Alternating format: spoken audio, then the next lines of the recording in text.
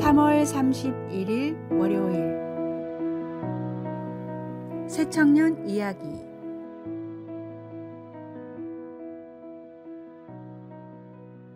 작은 시골 교회에서 오랫동안 청년들을 섬기던 노 목사님이 계셨습니다.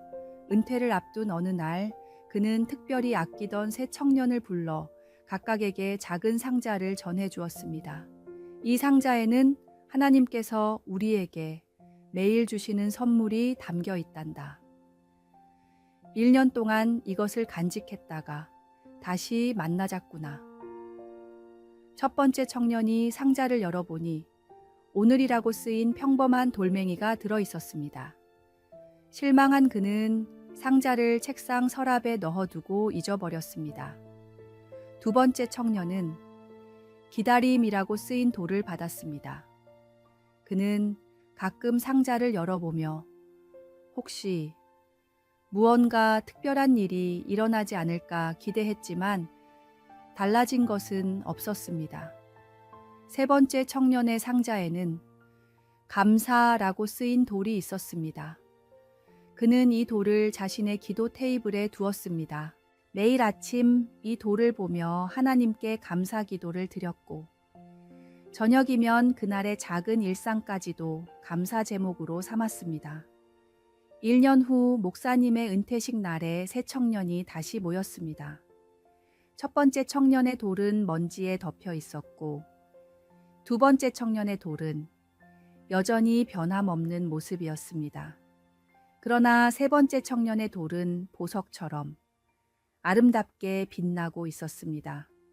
목사님은 따뜻한 미소를 지으며 말씀하셨습니다. 하나님은 우리 모두에게 똑같은 하루하루를 선물로 주셨단다. 하지만 그것을 감사로 받아들일 때 우리의 일상이 보석처럼 빛나게 되는 것이지. 이것이 바로 하나님께서 우리에게 가르쳐 주시는 감사의 비밀이란다. 오늘의 말씀. 내 영혼아 여호와를 송축하라. 내 속에 있는 것들아 다 그의 거룩한 이름을 송축하라. 내 영혼아 여호와를 송축하며 그의 모든 은택을 잊지 말지어다. 오늘의 만나. 주님께서 우리에게 주신 모든 것에는 감사할 만한 보석이 숨겨져 있습니다.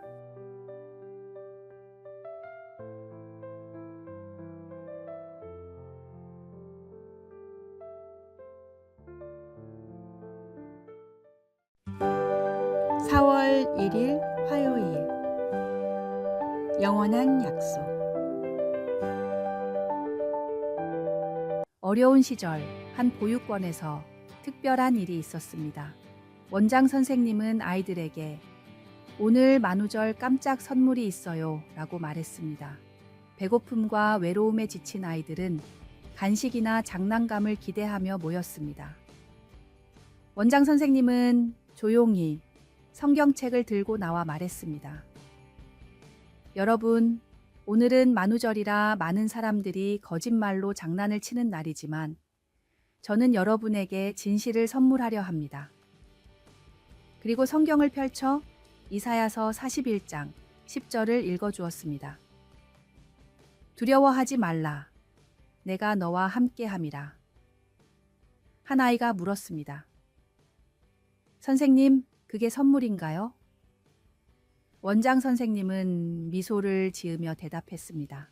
그래, 이 약속은 부서지지도 잃어버리지도 않는 선물이란다. 우리가 가진 모든 것을 잃어도 하나님은 언제나 우리 곁에 계신단다. 세월이 흐른 후 그 보육원 출신의 한 사람이 자서전에 이렇게 썼습니다. 그 만우절의 선물은 제 인생에서 가장 값진 선물이었습니다. 저는 그날 이후로 어떤 상황에서도 결코 혼자가 아니라는 확신을 갖게 되었습니다. 세상은 물질적 성공과 유희를 추구하며 진정한 행복의 의미를 잊어버립니다. 하지만 진짜 지혜는 하나님의 말씀 안에 있습니다. 만우절의 장난은 하루가 지나면 사라지지만 하나님의 지혜는 영원히 우리 곁에 남아 삶의 진정한 기쁨을 발견하게 해줍니다. 오늘의 말씀. 두려워하지 말라, 내가 너와 함께함이라. 놀라지 말라, 나는 내 하나님이 됨이라. 내가 너를 굳세게 하리라, 참으로 너를 도와주리라. 참으로 나의 의로운 오른손으로 너를 붙들리라. 오늘의 만나. 하나님의 약속은 결코 부서지거나 사라지지 않는 영원한 선물입니다. 오늘 당신이 어떤 상황 속에 있든 주님은 결코 당신을 혼자 두지 않으십니다. 그 약속을 붙들고 용기를 내십시오.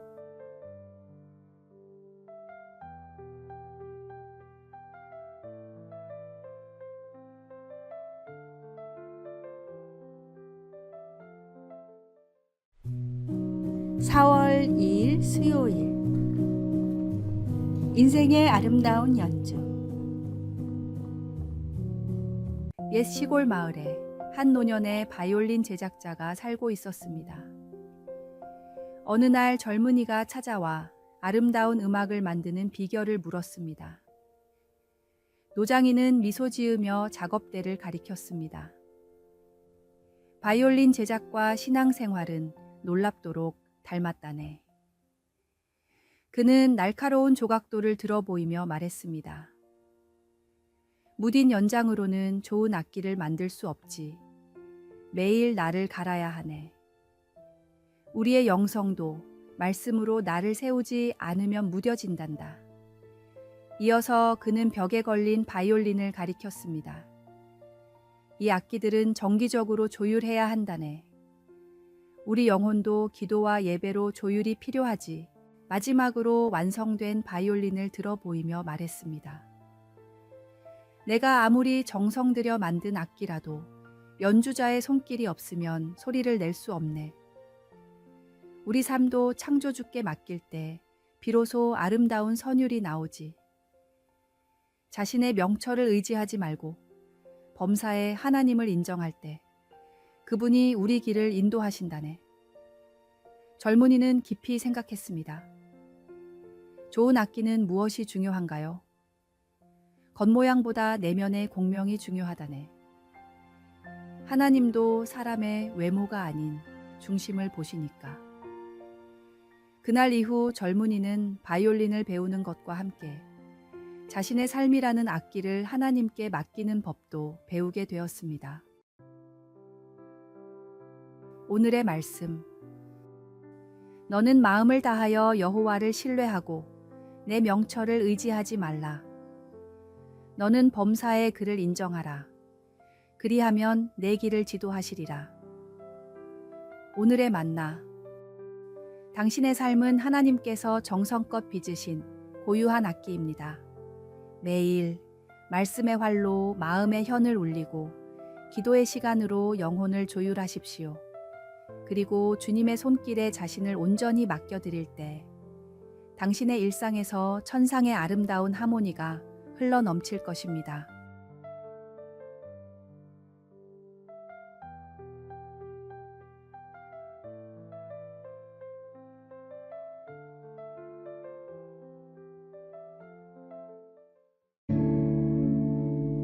(4월 3일) 목요일. 느림의 아름다움.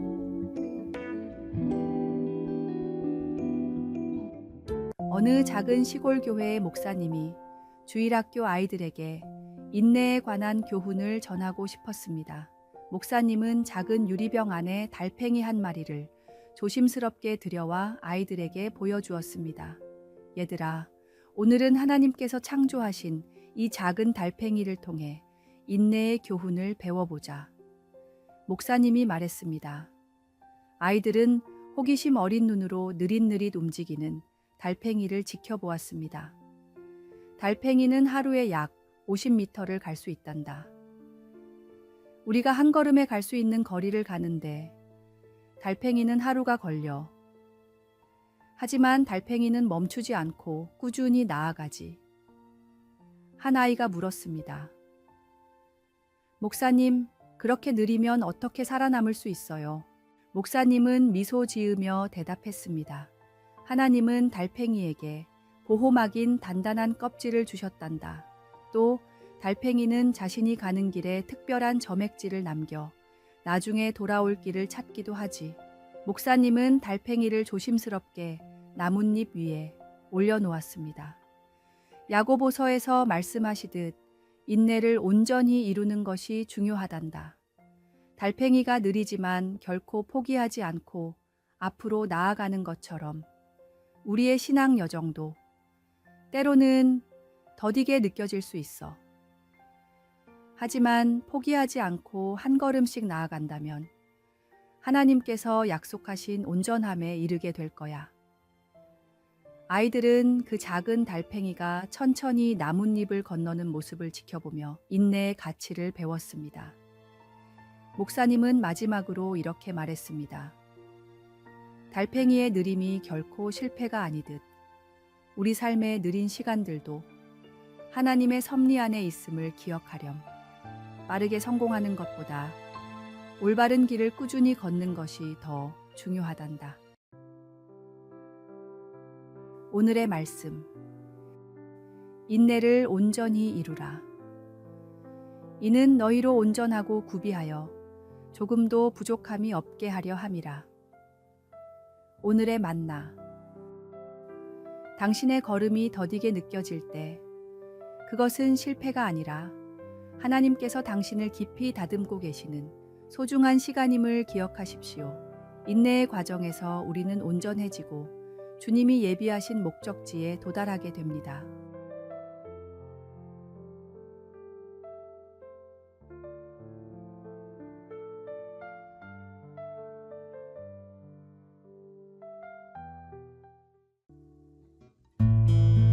(4월 4일) 금요일. 어둠 속에서 발견한 빛. 1937년 19세의 루이스 잠페리니는 올림픽 대표 선수로서 찬란한 미래가 기다리고 있었습니다. 육상 선수로 뛰어난 재능을 보이며 1940년 올림픽에서 금메달을 따는 것이 그의 꿈이었습니다. 그러나 제2차 세계대전이 발발하면서 그의 꿈은 산산조각 났습니다. 루이스는 미 공군 폭격기 승무원으로 태평양 전쟁에 참전했고 1943년 5월 작전 중 비행기가 추락하여 태평양 한가운데에 불시착했습니다. 47일 동안 조그만 구명보트에서 상어와 폭풍, 굶주림과 싸우며 표류했습니다. 기적적으로 살아남았지만 일본군의 포로가 되어 2년 동안 극심한 고문과 학대를 받았습니다.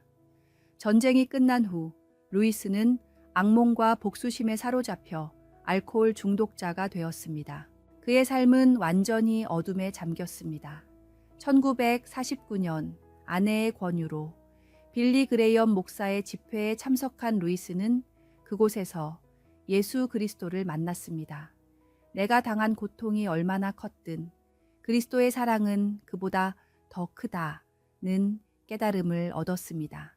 루이스는 일본으로 돌아가 자신을 고문했던 간수들을 직접 찾아가 용서했습니다. 그는 이후 청소년들을 위한 캠프를 설립하고 자신의 경험을 통해 희망의 메시지를 전 세계에 전했습니다. 루이스 잠페리니의 이야기는 2010년 출간된 베스트셀러 불굴 언브로큰을 통해 알려졌으며 그의 삶은 가장 깊은 어둠 속에서도 빛을 발견할 수 있다는 것을 보여주는 산 증거입니다. 오늘의 말씀. 이것을 너희에게 이르는 것은 너희로 내 안에서 평안을 누리게 하려 함이라. 세상에서는 너희가 환난을 당하나 담대하라. 내가 세상을 이기었노라. 오늘의 만나.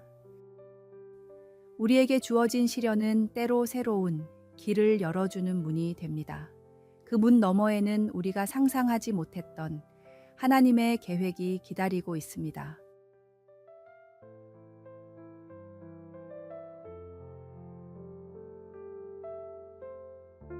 아래의 빨간색 글자 구독을 누르시어 더 많은 전도의 열매를 맺으시기를 기도합니다.